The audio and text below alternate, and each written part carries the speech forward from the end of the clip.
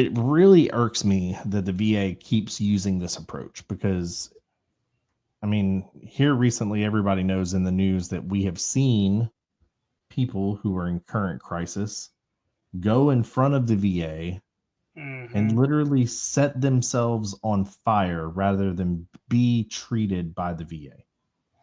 Yeah, I think that specific guy had some other issues going Oh, I'm on, but sure he I, did. I get I get where you're I get where you're going with this. I mean, just the other, well, I guess maybe it's been a couple weeks now, but there was a veteran who tried to go to the VA. They turned him down, so he walked outside and shot himself. Yeah. Like, and it's not just lower enlisted guys who didn't necessarily spend or make a career out of the military.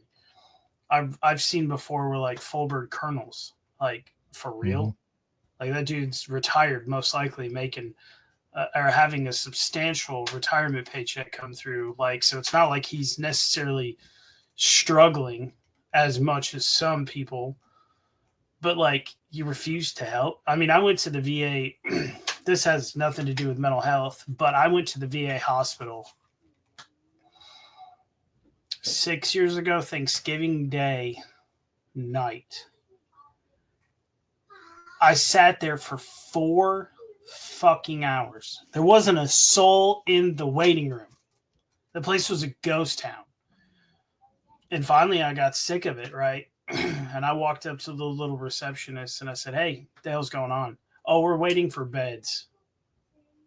We're trying to transfer people to other hospitals so we can make room for you." And now, yeah, it at the end of the day, it wasn't a life or death situation. But from that moment on, I refuse to go to the VA for any sort of medical care. I'll go for my annual just to make sure for them to run my labs, my blood work specifically, because it's free and they don't really ever say anything.